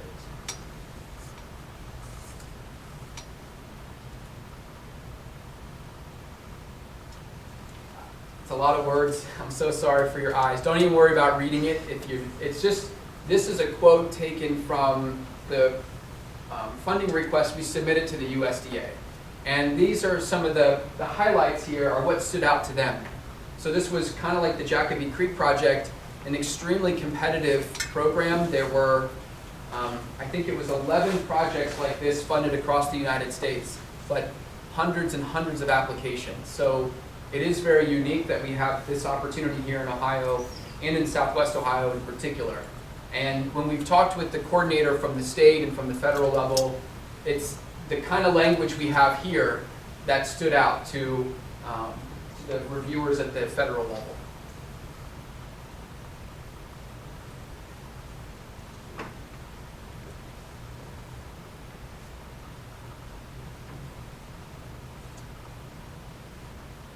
There was a very strong interest in rural to urban linkages, and that's something that we've been hearing back. And it's actually one reason why we have a lot of freedom with how the financial assistance can be provided, because the USDA wants to see how urban producers can be supported through these carbon credits or carbon measurements alongside rural producers.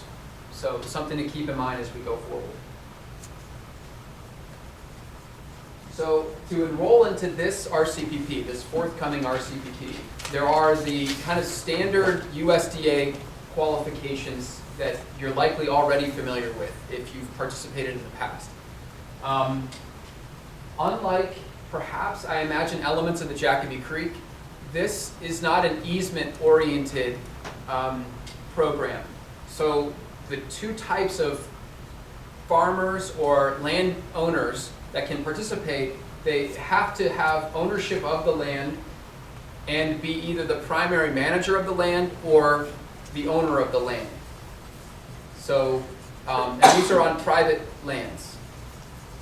So I don't know, Michelle, the terms of the previous project in depth, but this is about land that you either own or you're operating directly. And the benefits, so we're copy-pasting USDA language here. The benefits, the financial assistance must go to the landowner or the land manager. That's who gets compensated through the project.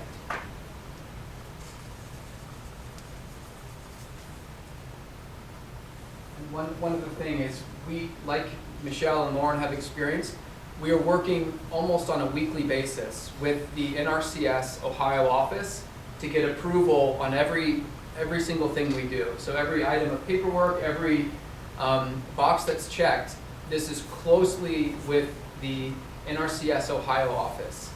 So that'll be very similar to what the last 5 years were with Jacoby Creek. Well, that will stay the same in how we report it back to the state. So bringing back, this is the same map from 2 slides ago. The contracting model to participate is on an annual year that can be renewed, but it's single calendar year contracting. And I'll get to the timeline, we'll get to the timeline later on, but we can actually start and producers can enroll into the program as soon as this year, but the latter half of this year. We're structuring it so that the USDA will free up financial support to support up to 20 producers per year across this pretty wide geographic area. And the starting point is having an FSA farm identification number. We can talk about some of these after if you have a specific question. And this is an important point here, diverse range. I'm going to talk about those on the next slide. But here's the general overview.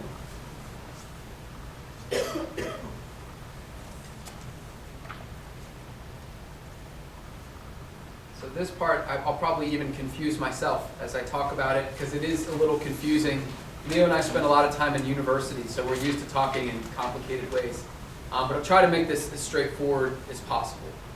So the USDA wants us to work with a diverse range of producers.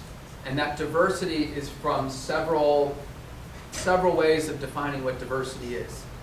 One of those ways is operating ground in one of these 4 soil types, essentially, that I talked about earlier, that we were showing. Because they want to see soils coming in through this project that are based in each of these 4 areas.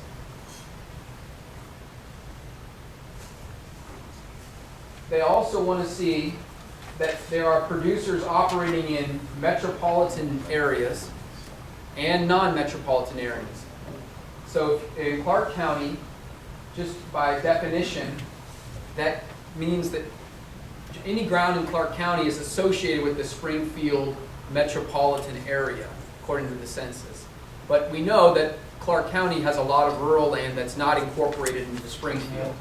So they want to see that there are producers from the city of Springfield as well as from rural parts of Clark County to compare the soil types of urban and rural.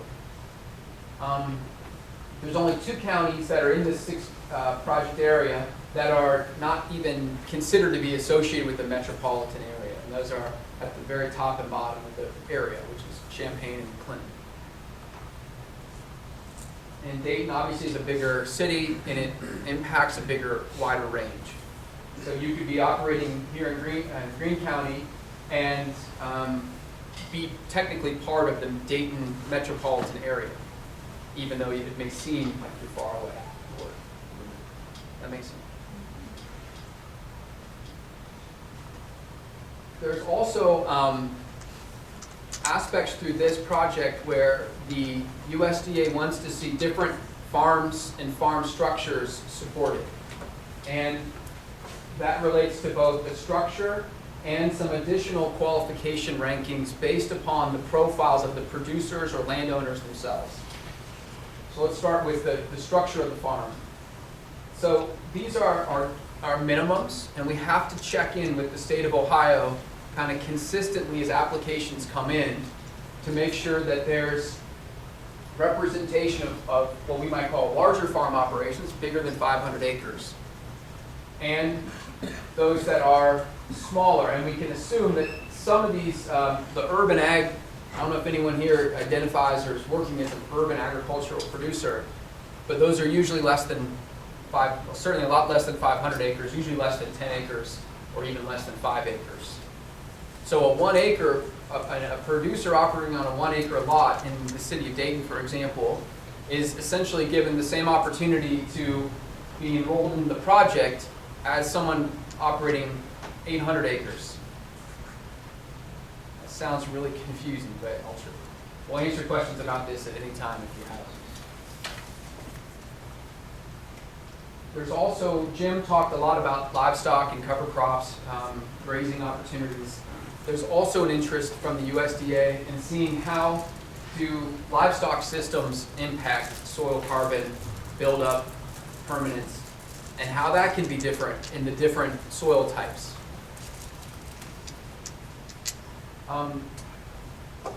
This here, qualification rankings. This is what happens when, if someone is enrolling, trying to, working through the application portal to apply to this project, which we'll talk about later on. It's going to open later this year. There will be certain ways in which someone who's enrolling will get additional points. It's a competitive selective process that again is being vetted by the USDA. And what they're going to be looking through in this, in the ranking system, are several of these components right here. RCPP partner means being part of the creation of the project. We will be asking questions about participation in soil health education. This is a regional conservation partnership program. So there's a, maybe different from maybe some other projects, there's a strong interest in those that are interested in being part of a community-wide effort. So sharing data, those types of things are not a requirement to be a part of the project, but we are wanting to work with producers who are open to the idea and have in the past come to maybe meetings like this, are open to training neighbors or other members of the wider 6-county area and exchanging knowledge.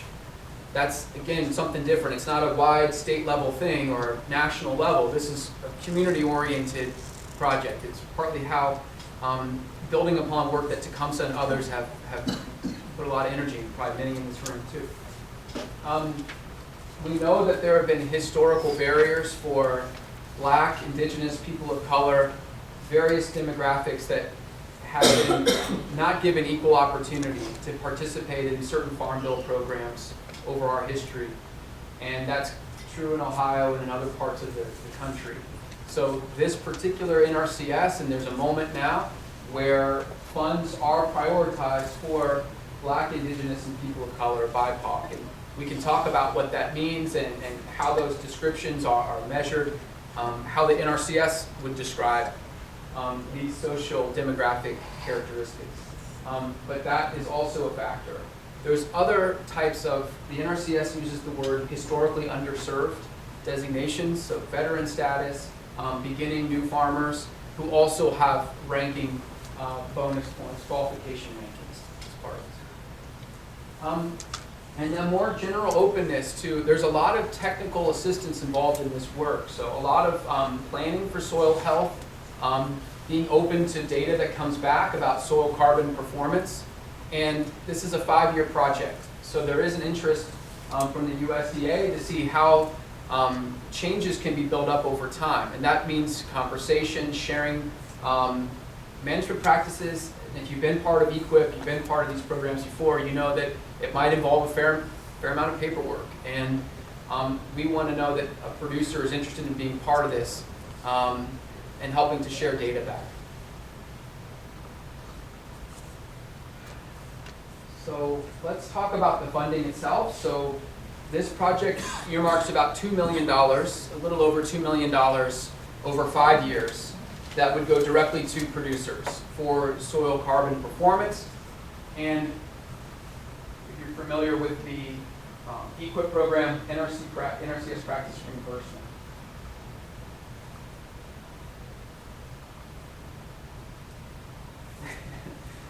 Who recognizes one of these programs or has done something like this on ground they manage?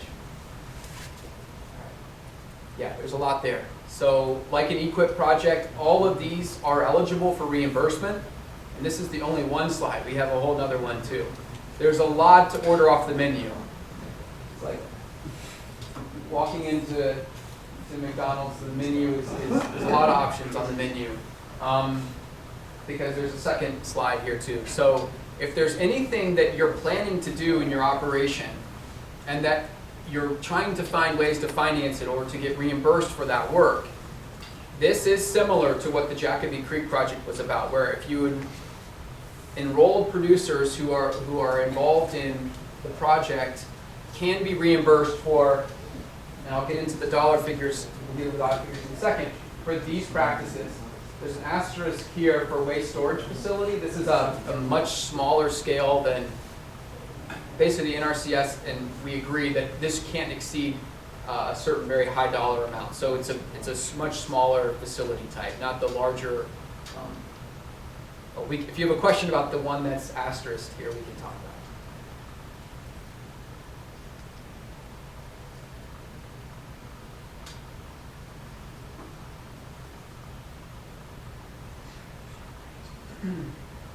So the other area, the non-equip, and this is that kind of freedom, flexibility we have in this project, is for the soil carbon performance. And we've built the funding structure here to basically maximize the amount of money that a producer can get through this, while also being eligible for, enrolling is a, we'll get into this in a second, but if a producer enrolls in this side of this RCPP, you're not prohibited from also getting reimbursement here. It's just, you can put more of your financial assistance into this side of the ledger. Do you want to start on this and then go to the next? Well, just complementing what Joe was saying, our idea is to provide flexibility in terms of how producers can be compensated. And you can think about two main sides of the equation. One is if you could use the soil as an indicator of carbon and be paid for how much carbon you have in your soil. And that might be a better option for farmers that have been doing conservation practices for a long time, and they know the region, they know that their soils have a higher level of carbon. We'll be measuring that and providing that information as well to the project. But in general, that's something that you can maximize, let's say, reimbursements of financial assistance without the equip side of paperwork and going through the practice implementation. Or if you want to build up soil carbon using those codes that Joe was showing, for example, planting cover crops, all the way to building fences for a grazing, for a pasture, or other things, you can also use the practices themselves and be paid for them. The difference is that NRCS has rates of payment already defined for this practice, essentially. And most of you who already done equip know that. We cannot change how much you'll be paid, for example, for a cover crop practice. That's based on USDA rate of per acre, and there are some variants within that. But that is something that we cannot change too much. And especially if you are in the smaller properties, smaller farms, you know that sometimes those codes don't add too much. So if you get paid a certain amount and you have a couple acres, we cannot change how much you'll be paid for a cover crop. It's a rate per acre defined by the USDA. On the other side, if it's the financial assistance with the performance of how much carbon you have in your soil is something more flexible, and we have a ceiling of how the maximum amount we can pay based on performance, but it will be the same for a smaller producer or for a larger producer. And that means that smaller producers could take more advantage of that as compared to some NRCS codes. If you want to, again, just going through this, we're going to show, can I just get the laser here? Yeah. We were talking about higher performing soils and low performing soils, right? And under different conditions of capacities to store carbon. And here's a table that summarizes that. The values are a little bit different because we converted that from soil organic carbon into CO2 equivalent, which is the universal unit of carbon when you commercialize that product, even though this is an NRCS project. We're going to compare different types of soils under different classes of performance. So, are you performing more than 90% under your soil conditions, or between 75% and 90%, all the way down to 10 to 25% in a low performing soil? In terms of, when I say low performing, is how much carbon is in that soil. The producer can be paid proportionally of how much carbon they have in their soils, essentially. But it's a performance based and not a amount of carbon based, because when you're doing signing up a contract with a private company that wants to sell the carbon credits, the more acres you have, the better, because you have more carbon, essentially. And it's a simple mathematical question. 1 acre, you have that much of carbon. 100 acres, you have 100 times that amount. And that's good for larger farmers, but smaller farmers, it's hard to even compare how much carbon you can have. So we adopted this relative measure of performance from 0 to 100%, because that can benefit all sizes of farmers. And smaller farmers will have a higher pay on a per acre basis, essentially. But these values will be corrected for inflation over the 5 years, and this is an average of how much a producer could make per year over 5 years, depending on the performance. So up to around $20,000 per year per producer if you achieve the maximum capacity of storage, essentially. But as we were saying, we are very flexible on the approach. If the producer doesn't want to use the performance only because perhaps he's still building up the soil carbon and wants to perhaps rely on that performance later on, you can use, instead of using 100% of this money coming from performance, you can also supplement that with NRCS practices, and that's going to deduct of how much you could be paid for performance. So let's say that you use cover crops, and cover crops pay up to $2,000 per year because you have a limited number of acres. That's how much NRCS pays you per acre to plant cover crops. You could use the remaining $18,000 for performance, and it's going to be evaluated based on this diagram that we have here. Any questions? I know, Joe and I know that it's a lot of numbers, a lot of different types of, let's say, approaches, but it's a different way of working with producers, and we are trying to learn from past experiences and seeing what's going on in the market, in the broad market, and trying to really be fair. And we always use this saying that we know that each producer, when they do a certain practice, if they say, I'm going to do no-till, there are 100 ways that you could do no-till. Every condition is different. And it's hard to rely on asking a producer, are you doing this or that? We're going to be asking the soil instead of the producer.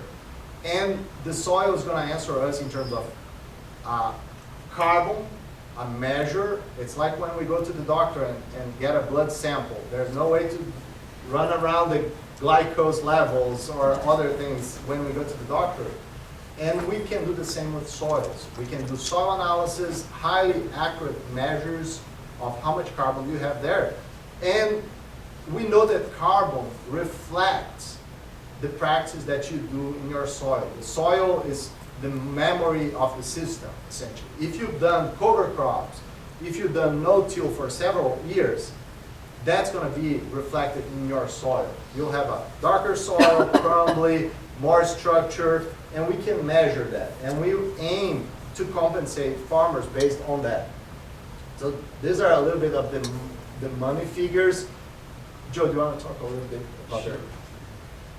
So you mentioned indigo participation. So there are companies out there, Leo mentioned, they'll pay you by the volume of carbon that's estimated to be in the ground. And those require some sense of additionality, etc. We're not participating in those systems. That's not We have no affiliation with those organizations, and frankly, it's not part of what we do. But the only key, what would I say, disqualifier of the funds here would be if you're already receiving USDA payments for the same, let me just go back a couple slides here.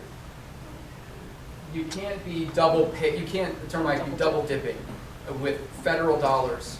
Even actually, they define it beyond the USDA. I don't know what other programs you might be enrolled in, but no federal dollars can be double dipped here. So, but of course that's on a year-on-year basis. So I did want to acknowledge the question about Indigo. That likely would just be your own business or whoever's own business. That's not affecting us.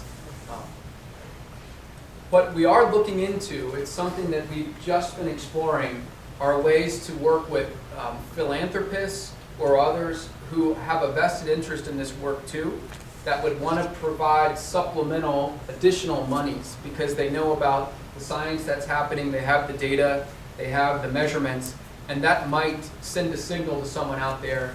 We can basically enhance the payments, because what the USDA is paying, it's nice, what is here. We would love to use this as a way to amplify with additional funding.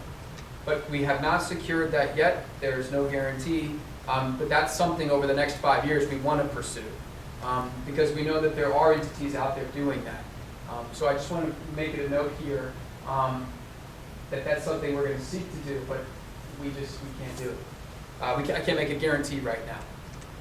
The second bullet point, there are a number of research collaborators that we work with in other areas of our work at Ohio State and other places that are very interested to learn about how these climate smart, these monies that are going out from the USDA, will consumers pay more for them? Will that enhance maybe the value of acreage of the farm itself, knowing that it's got climate smart agriculture, validated soil carbon buildup? There are these questions that economists and other people have.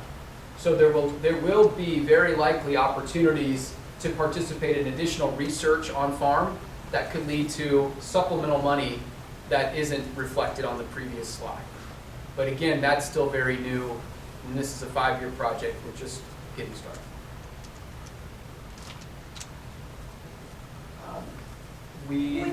Yeah, please. Would you say how do you measure carbon in the soil?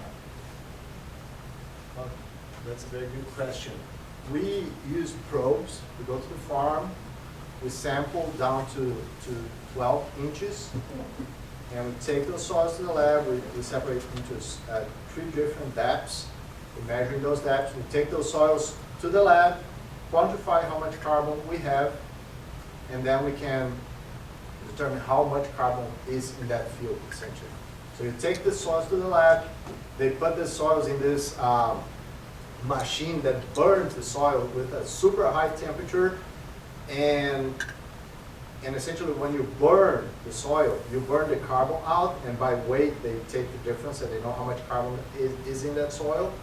It's essentially a highly precise measure. You can tell once you get that sample from the field, and there are specific ways that we're going to sample the field to represent the field well. It's not simply go there and take one probe. We need to collect several probes, mix the soil really well, take that soil to the lab, and the lab does the analysis and quantify how much carbon you have. And that turns into pounds per acre in that specific depth in the soil.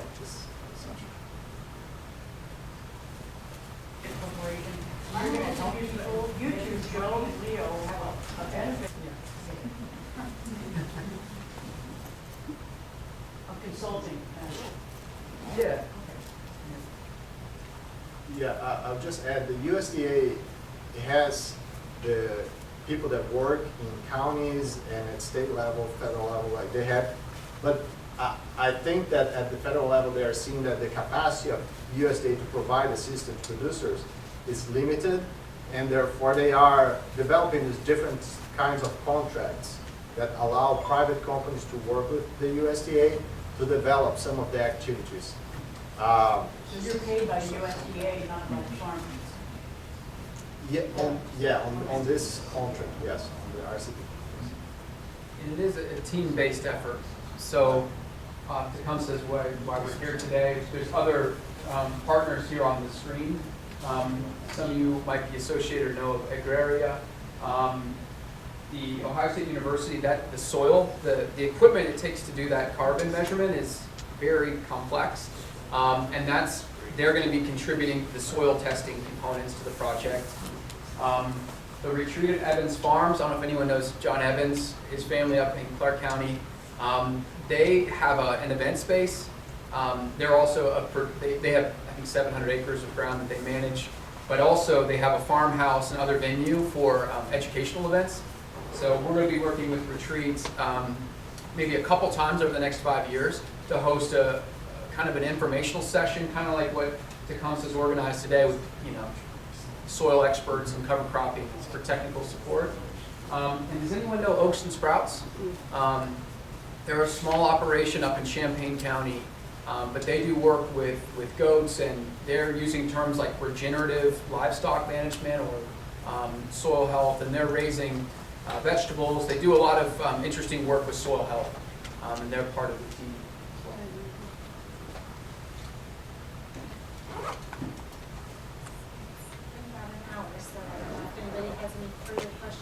So what are the steps, the concrete steps for an individual that wants to participate in this? What are the next steps? So we're a little bit early. A month from now, we would be able to say with almost absolute certainty what the next steps are. We have 3 weeks before, because the NRCS Ohio is doing their own kind of work while we're doing our own. And we'll get to the table on the 16th of March, sign all the details. What the tangible next steps are like, we hope, if everything goes to plan, certainly by midsummer, we'll have application windows opening up. And that will be an application system that will happen online. And you'll be an interested producer or landowner, just fills out a couple of questions. And then Leo and I, working with the county FSA office, whether that's Greene County, Clark County, or the other 4, will make sure to verify the accuracy of the farm numbers and all these things, just basic qualifications. And then the NRCS Ohio will work with us to do a ranking. So honestly, it's very not detailed right now because we have to sign all the agreements before we know exactly how their application window will open. We're kind of like the brokers here. They actually run the system on the back end. So is our contact One.Two.Five Benefit Corps an email site or? Yep. This is the email Leo and I use to manage the project.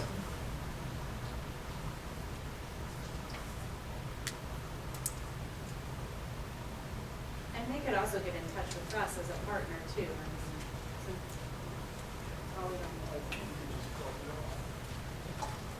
Yeah, I was just going to ask if an email would go out when the application period begins for members, or are we to join your email list? Is that the best way to do it? Yeah, I think if you're already in, so building on Michelle's point, so Tecumseh Land Trust is a partner, and they're part of the approved team to be distributing information about it. So over the next few months, we'll be building out like those communications, and to answer your question, it'll have steps. So I think either A, yes, we will build an email list, or we'll just, if you're already connected to TLT, we'll be going through those channels as well.